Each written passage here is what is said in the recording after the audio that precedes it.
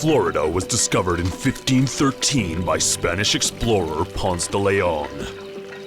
He had heard tales of a legendary fountain whose water had the power to restore youth.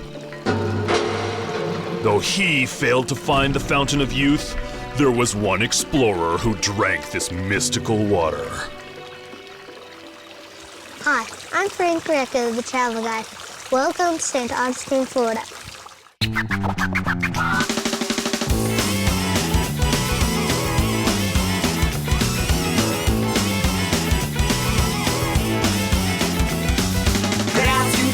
Paradise, there's advice we must bestow. Don't just pack your bags and hit the road. You gotta know before you go. St. Augustine, Florida is the oldest city in America. Its attractions include the Fountain of Youth, the St. Augustine Lighthouse, and the colonial Spanish Quarter. The colonial Spanish Quarter is located at the center of the historic district. And if you really want to see what life was like in the 1700s, then you should check out the Living History Museum. Everything was done by hand, and in this case, by foot as well. Watching the ladesman ply his craft with such ease was mesmerizing. Later, I found John, a volunteer with the militia of the time. Whoa! You must be John. I am indeed. Well, sir, would you like to volunteer to be in the St. Augustine militia? You have to ask no more. Yes, I will. Then I am going to ask you to carefully hold this weapon, if you will, please. Now, very good. Open the cartridge. Tear the cartridge with your teeth. Take the powder out of the cartridge and pour it down the barrel. Like that. Very, very good. Apunten! Dispare! Whoa! Very man! You have done well, sir. Welcome to the San Augustine Militia. Thank you, but what It a is good to have charge! you. Hey, did I just get recruited to the St. Augustine Militia? We are approaching our blacksmith shop. This is where the colony gets its iron goods.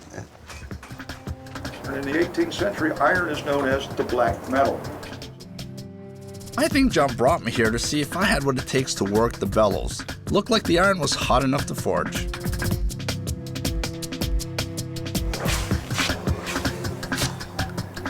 And the water cools the metal very quickly. So now I can handle it. And there it is, Yes, the sir. hot hook. And we can now test it to see if it's gonna function properly. There you go. Life in the 1740s Spanish colonial time was amazing. Everything was done by hand, from the woodworking to the leather to the blacksmith. Boy, pumping those bellows really gave me a workout and also made me really hot.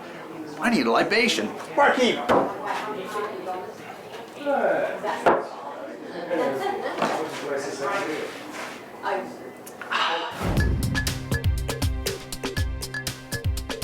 The downtown core of St. Augustine is known as the Old City because of the Spanish Quarter and its many historic sites. Walking around, I saw unique buildings like Villa Zureda and the City Hall.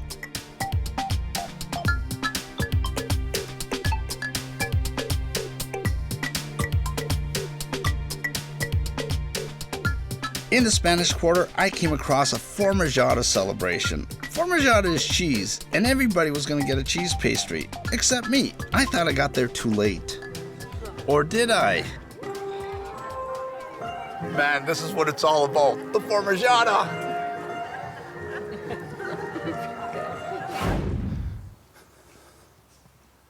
I'm sure when we were going to school, we've all learned of the Fountain of Youth. Well, it was discovered in the early 1500s by Ponce de Leon. It is said that he took a drink of this water and then he outlived most of his countrymen. Well, I'm feeling a little low and I might be thirsty, so let's go. Inside, I met John, who took me for a tour. Well, he came in 1513, Yeah. and one of the things he was looking for is the legendary waters. Now, most Europeans during that time were living to be in their 30s or 40s. Yeah. Ponce lived to be in his 60s. So a lot of people heard about this and they just started coming here in droves. As far back as anyone can remember, they said this place had magical waters. So this is the statue of Ponce de Leon, who we commemorate, discovering Florida in 1513.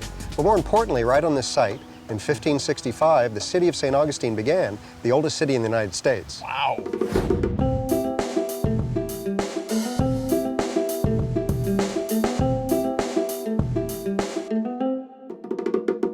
On the day I visited, there was a reenactment of the first landing in St. Augustine.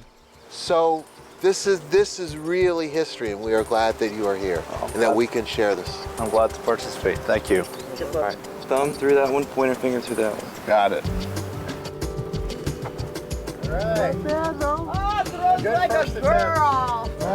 And even the girl throws better than you. This is where it all began in 1565. When Don Pedro Menendez came to start the town of St. Augustine, he lived with the natives right here in this spot. This was the first defensive position he took up in 1565.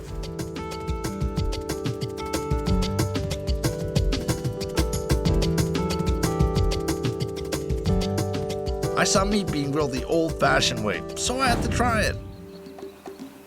This is the St. Augustine Lighthouse. It's one of the most unique lighthouses on the U.S. East Coast. It's unique because of its black and white striping, and it's actually a functioning lighthouse. Every night you'll see the light turn on. I went into the lighthouse to meet with Rick, and then realized I needed to climb more than 200 steps to get to him. It's a spectacular view. Once I took my photo, I met up with Rick in the lens room. It was built outside of Paris in 1873. But we are a working lighthouse. The U.S. Coast Guard is a private aid, so it has to be on every night. We're not just turning it on for show. It's just a priceless artifact. How far does the beam actually project from this lighthouse? It's about 25 miles. The lens bends all the rays of light sideways and focuses them on the shore. You'll see that we've got two bulbs in here, but only one of them comes on. The other one's a backup. And actually, if one bulb burns out, it does this automatically. So we don't really have to worry about a bulb burning out. I don't have to come up in the middle of the night to change the bulb because it changes its own light bulb.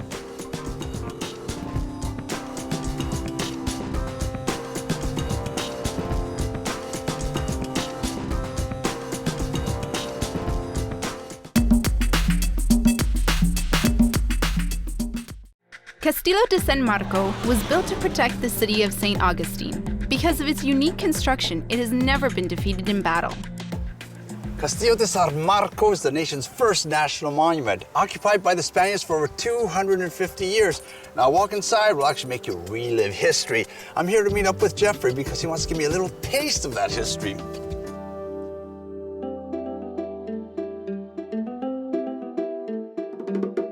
I didn't realize that Jeffrey was going to put me to work in a uniform.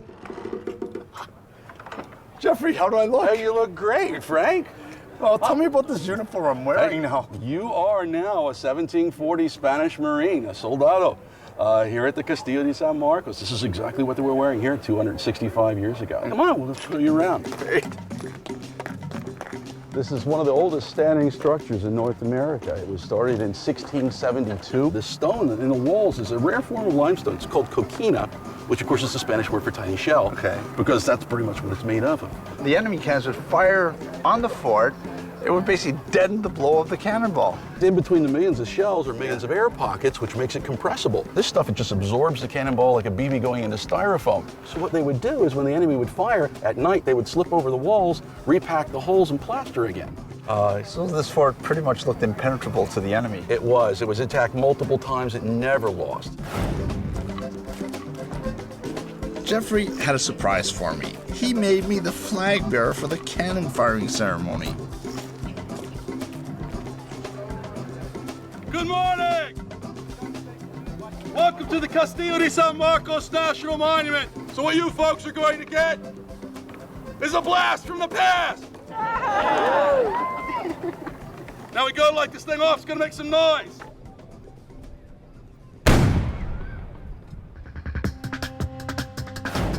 The cannon blast was very loud. Luckily, I had earplugs to deaden the sound.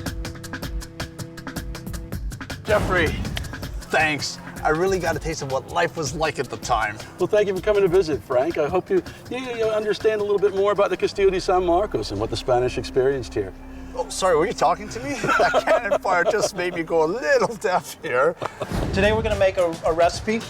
It's Anastasia daddle shrimp. Okay. Now, daddle pepper is one of the rarest cultivated peppers in the world. It's been grown in St. Augustine for over 300 years. I'm just going to let you have a taste of the vinegar. I'm just going to say, holy mackerel! No mackerel. Oh, that's pepper. hot. Now, what I want you to do in this cutting, because we want something nice to finish the dish with. Yeah. What I want is a nice angular cut. Okay. And it mystifies the people because it looks nice and beautiful when it goes down. Now what I need you to do is add a little bit of oil to that pan. Just a little bit? Just a little bit. How's that? Ah, finesse. Add this bacon. Just the whole thing? Just add the whole thing. Wow. Okay, give that a stir. All right, good. You want your bacon where it's going to be crispy enough to where in the final dish you're not chewing a little bit of rubber. Okay. Okay, take that bacon out, put it in that pan. So just drop it in? No, we want the roll. We're going to put these onions in. And what you're doing is you're seasoning the pan, because the whole purpose of this is we're going to season the pan. Got it. And then we're going to throw this all away, and then it'll be ready to cook. Very good. Now we're going to put a little bit of this in. How's that? That's wonderful. That's wonderful. Now, I'm going to put in the garlic about the same time that we put in these lovely shrimp. So just make sure everything turns over nicely, right? Here's that dazzle pepper. Oh, yeah. You can use a little bit of Worcestershire sauce as a flavor builder. Oh, nice. And a little soy sauce as a flavor builder. There we go. Now, I'll tell you what, let's take this, put that right in there. Wow. That's it. Okay, we're going to take this back to the pan. And what's this mixture of? Now, this is a shrimp stock. Oh, nice. What I'm going to do now is I'm going to add some of this parsley. Yeah. Okay, now we're going to do the old chef's cheat, which is a little slurry. Now I'm going to add some tomatoes. Yeah. Let's put a little bit of green onion. All right, now what we're going to do is we're going to put it all in again. That's it. Okay, very good. Let's turn the heat down just a little bit. Okay. Start spooning this around. So, like this? There you go.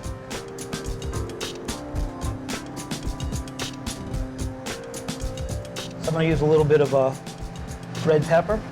Ah, I see how they just jump right out with all these colors. There you go. Frank, you didn't do too bad a job.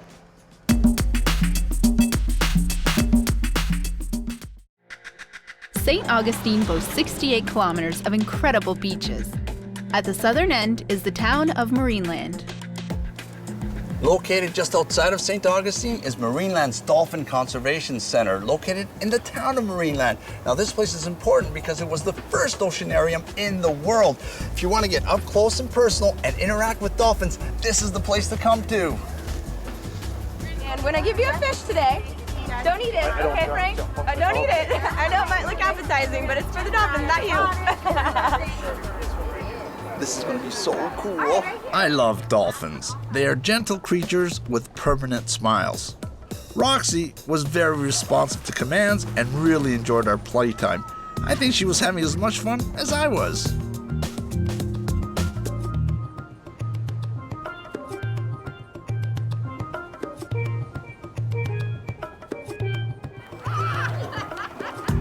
During my playtime, the staff did manage to teach me a few things about dolphins. For instance, these bottlenose dolphins have between 80 to 100 teeth, but they never chew their food. That's good manners for dolphins, but bad manners for humans.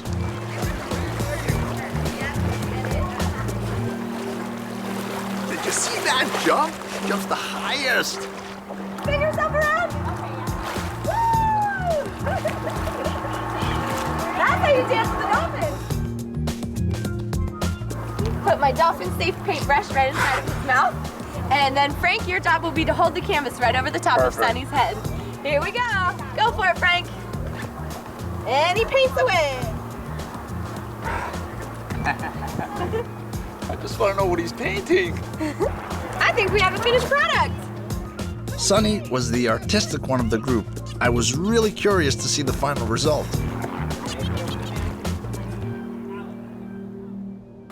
St. Augustine is known for its beaches, which have many public access points. Most beaches also allow vehicle access. How great is that? I'm on St. Augustine Beach. It's part of the 42-mile stretch of beach that is found in St. Augustine. Now, the water looks beautiful and pristine, but if you like to jog, this is the place to come to.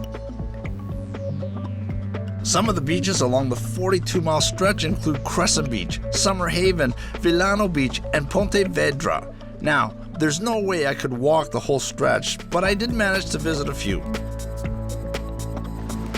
Let me tell you, some of the sights are great to see. People playing frisbee, going for a swim, getting a tan, or walking their bike. The sand under my feet felt very soft, and the beaches are amazingly clean. There's nothing like walking on the beach and dipping your feet in the rolling waves. If you really want a great experience and check out a live pirate show, get on the Black Raven. Now the crew's invited me on board. They say they have a special performance to show me. Come on.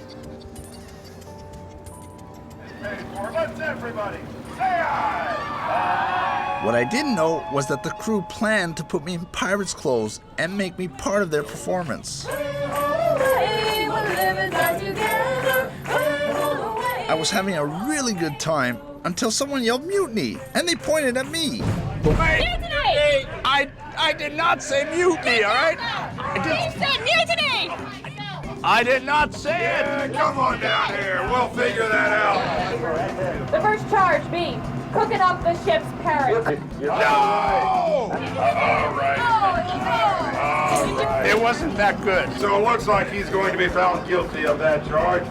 Putting gunpowder in the captain's tobacco pouch. Oh. You redirected the ship's course for the Bikini Islands. The Bikini Island. He said I had QDs.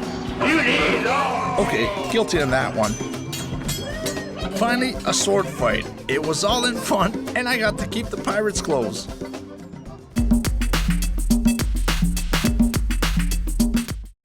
The state of Florida is home to the alligator, a reptile that's been around for over 150 million years.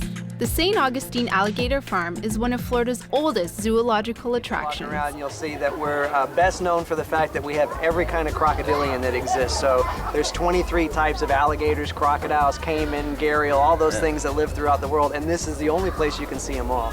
This guy's cool. This is a big Galapagos tortoise. Tell me, what is the big difference between alligators and crocodiles? An alligator has this big U-shaped snout, and when his mouth is closed, his upper jaw covers up the lower jaw, so you don't see the teeth from the lower jaw. A crocodile has more of a V-shaped snout, and his teeth interdigitate, or they connect together like that. So when his mouth is shut, you see teeth from the upper and lower jaw. Got it. John, I see the tortoise looking at our legs right now. Oh, well, that might be our cue to just go check out the rest of the park. Okay, I'm gonna follow. Okay, Thanks. great. I was off to meet Stewie, who at his young age already had quite a reputation. Around 10 feet or so. This is Stewie. He's actually the smallest, more or less crocodile we have here, but he also has the most attitude. Wow, it's staying with me, and Stewie hasn't even tried to take a chunk out of me yet. How you doing? Come on, Frank, be a man. Oh, why are these things so big? Well, they are very well fed, but that's how big they grow. Male alligators can get to be 13 to 14 feet long. Holy mackerel. Like Bomber here, he's 13 and a half feet. And look at all the other ones out there. They're just almost as big as him. You want to get your picture with him? Really? Yeah. Go for it. All right. Where do you want me to stand? Stand right there. Okay.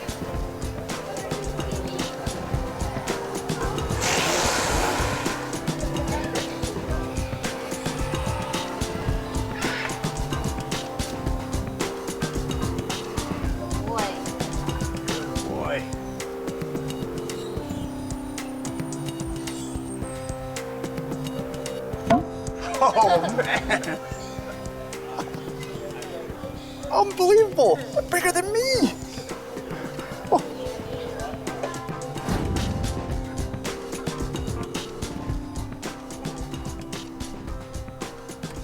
This is the bird rookery. What's cool about this place is you're going to see a lot of wild herons, storks, egrets, and many other species of birds. Why they come here is quite simple. The alligators are pretty much taking care of their natural predators, snakes and raccoons. This is the perfect place to take photos of the birds. You're able to get quite close to them. You know what this is? Right, alligator food.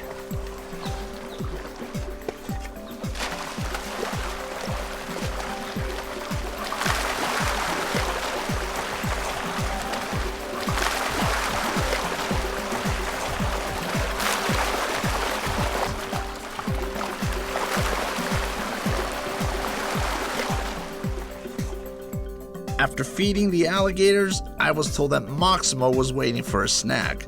He is a saltwater crocodile that stretches more than 15 feet.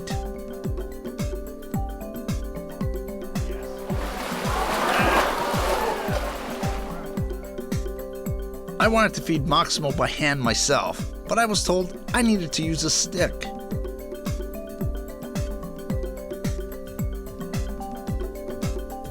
I teased him with the rodent, and then he went for it.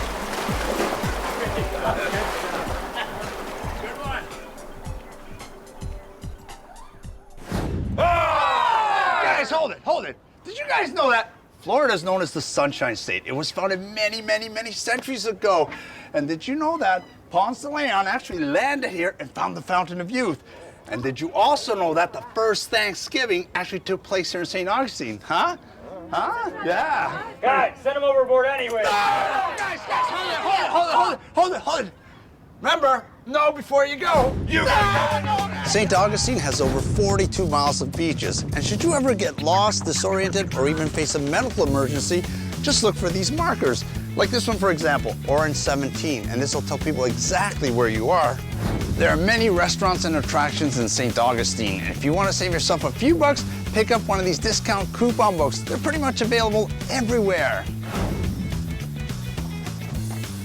Shops close fairly early in the historic district, so if you want any souvenirs or other items, make sure you get here fairly early in the day. In the United States, it is against the law to touch, feed, or even pursue a dolphin within 50 yards in the wild. It is known as the Marine Mammal Protection Act, and it is for their own safety. All